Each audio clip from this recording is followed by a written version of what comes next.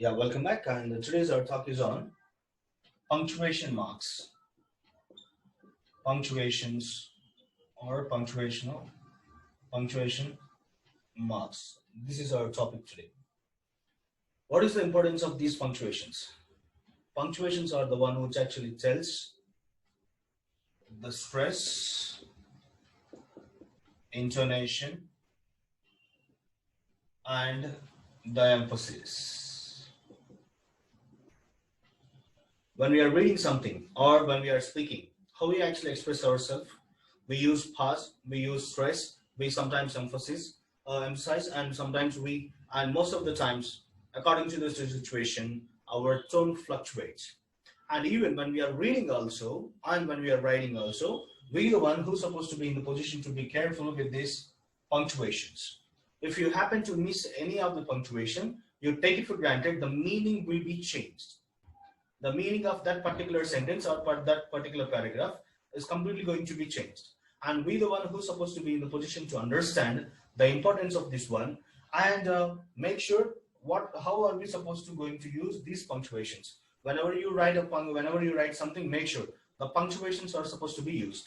And in this class, we're going to see what are these punctuational marks, and followed by we're going to discuss some of the no, regular used punctuations in this class and their importance and how we have to use them.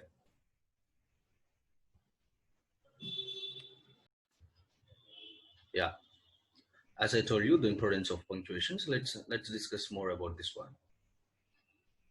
As you're seeing here, why we actually use these punctuations.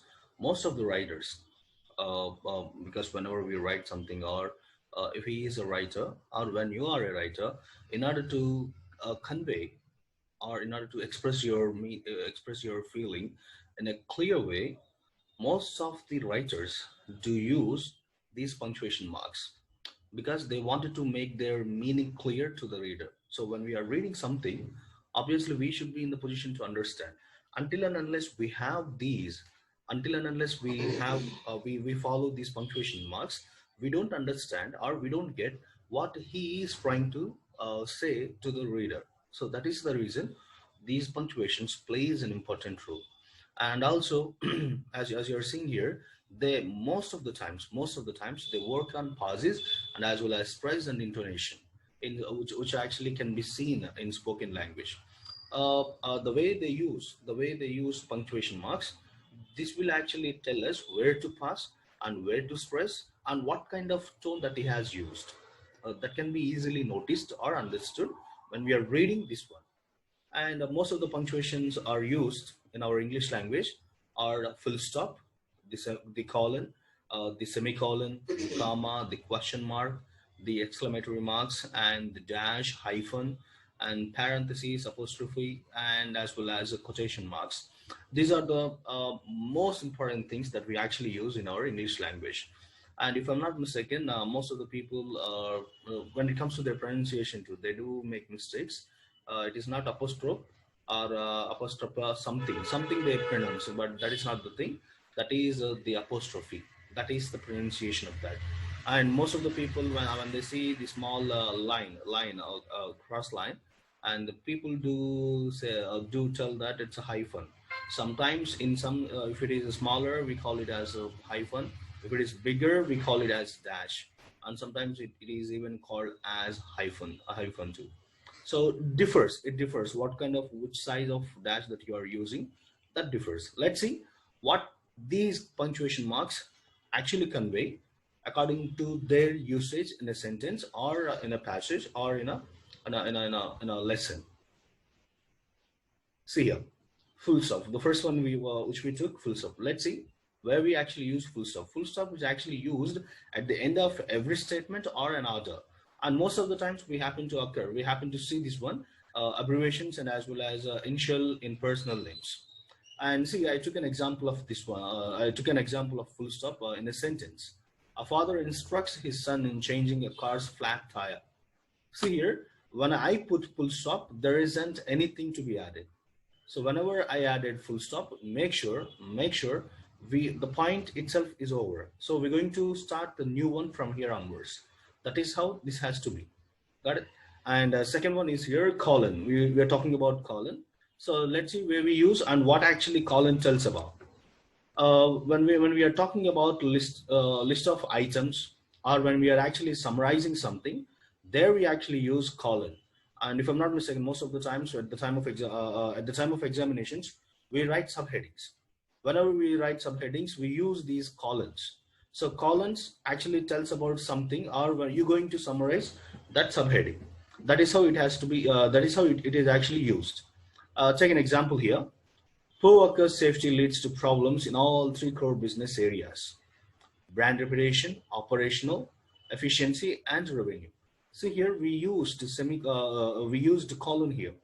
It is actually summarizing the whole point, followed by some list. So whenever we are using colon, so this is what it actually tells about. And we the people supposed to be in the position to understand which punctuation is supposed to be used according to that context. You want to add any point, or you wanted to stop over there? Depends. It depends. It depends the way we actually write. And next one is here, semicolon. Why we actually use semicolon? Most of the people, when they're writing, they do not know where to use colon exactly, and they do not even know where to use semicolon. But I'm telling you, after this class, you might be in the position to understand. You might be in the position to make sure where we can use these punctuations effectively. So why we use this semicolon? In order to bring togetherness in the sentence closely, which are linked in a meaning. So for that sake, we actually use semicolon. So remember one thing, until and unless we wanted to bring that closeness, we don't use the semicolon in a sentence. For example, Rajesh seems happy because he is walking about smiling. So there is a close relationship. There is an internal meaning between these two sentences. So that's the reason we added the semicolon. We can't use comma over there, and we don't even use any other punctuation except semicolon. Because as I told you, when you are using a punctuation, it actually tells us something about that followed sentence. So that is the reason we be in the position to understand which punctuation need to be used. So whenever we are using semicolon, make sure, in order to reveal the close link in the meaning of a sentence, then we have to use this semicolon. And next one, which is very important, that is comma. And most of the people, they use as their wish. But I'm telling you one thing, you're not supposed to use that as you like. See, where we actually use comma. First and foremost thing, in order to separate items, in order to separate something, we actually use comma. See an example here. We had coffee, comma, cheese and crackers and grapes. So we are actually separating the things. So whenever we wanted to separate something, we the one should be in the position to understand we should use comma. Other than that, nothing should be used. And next, see here. My estate goes to my husband, son, daughter-in-law, and nephew. So here also we can see the separation. We're talking about husband, son, daughter-in-law. So they're not actually a single thing. So they are separate. They are different. So when they are different, we the one who should be in the position to use comma over there. So the first rule is here, we have to use comma when we are actually separating the items. And next one is here, when we are actually developing the two independent parts of a sentence connected by and, but, or, nor have different subjects. So even when they have the different subjects, then we have to use it. For example, he walked all the way home and he shut the door. See, whenever we are using and, but, or, nor, make sure we have to use comma before to them, like here. So he walked all the way home, comma, and he shut the door. That is how it has to be. I paint and he writes. So I paint, comma, and he writes. So this is how it has to be. So whenever two independent parts of a sentence connected with these things, so we have to use a comma before to them. And next, the third one is here, before and after the clauses that do not identify the noun they follow, but only provide additional information. Then only we have to use. My mother, who works for a newspaper, travels a lot. See here, as we discussed earlier, they actually tells the punctuation. They actually tells about the stress intonation too. See here, because we use this comma, this is how the meaning actually conveyed. So my mother, see here, before and after the clauses, we are actually, they are not actually defining the noun, but they are telling up, they are providing additional information about the noun. So at that time, we the one who's supposed to use only the comma. And next, when we are actually using, or when we are talking about introductory words, phrases, or clauses, at this time we have to use comma. And see here, having finally arrived in town, we went shopping. See here, having finally arrived in town, we went shopping. And you, the one who's supposed to be in the position to understand. So when we are having introductory words or phrases and clauses, we have to use the comma inside. If you're not sure about this, let me know. So even in this phrase also we used comma. And the last one where we're going to use comma, before list of items that are examples, but before and after, if word before it is the example, you have to be very careful when you are actually using these commas. The doctor has asked him to avoid fats and sugar, for example, butter, cream, and chocolate. That is how it has to be. See, unless it is the example before to that, so we cannot place any other punctuation. So in these four ways, in these four types, or as you're seeing here, we use comma over there.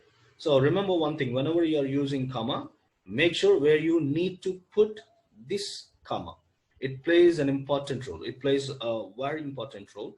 So that is the reason we the one who's supposed to be in the position to use comma, and as well as the things that we discussed earlier, full stop and colon and semicolon. Let's see the next one.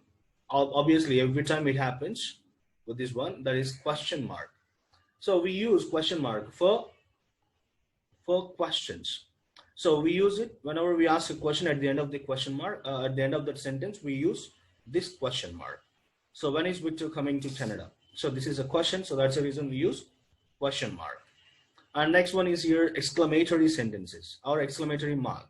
So exclamatory mark actually tells about, or it expresses strong emotions. So when we are discussing sentence structures, there we might have discussed these question marks and as well as exclamatory sentences or exclamatory marks. So when we are trying to express strong emotions, we the one who's supposed to place only exclamatory mark in that particular sense. Wow, she's pretty.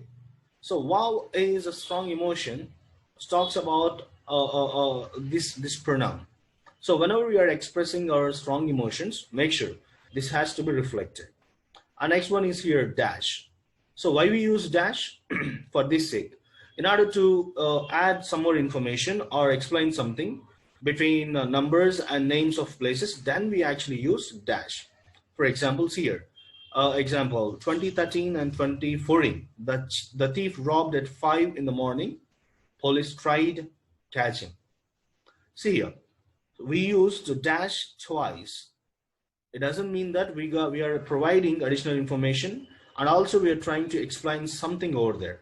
And this dash can be used between the numbers and as well as names of places. So here we used between the numbers. So whenever we are using dash, make sure do not give any hyphen but give dash.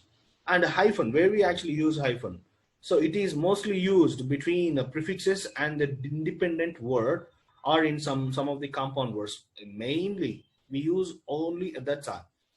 If you are completely aware of these compound words, so most of the time we happen to notice these are used in that compound words, and also between prefixes and in the independent words too.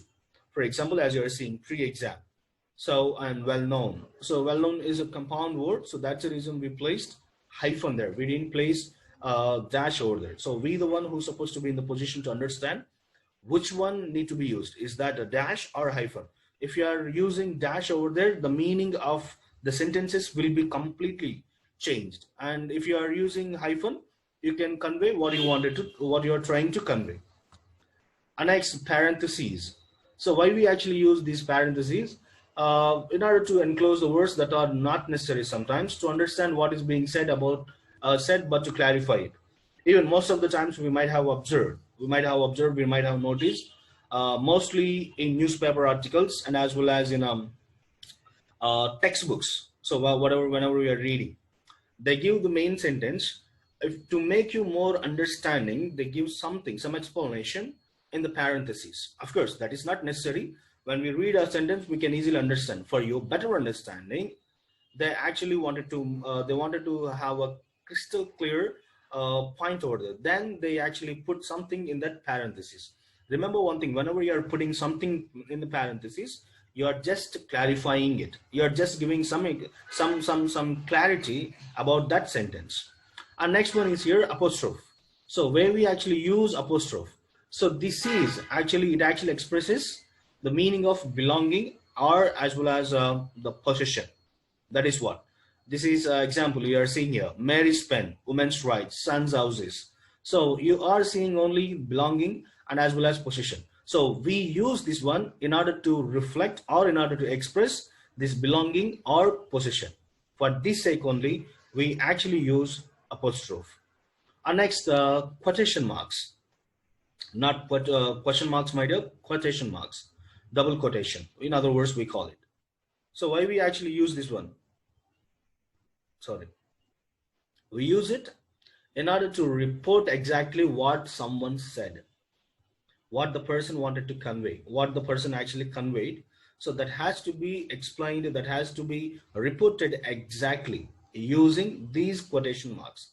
Let's see. So most of the times we happen to use these quotation marks in proverbs or bywords, sayings, or some important statements.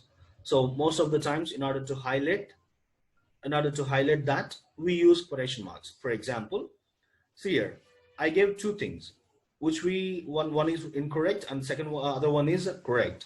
So in which way we have to tell this one?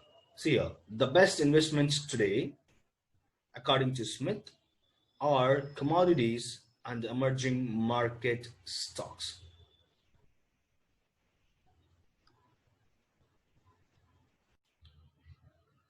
Yeah.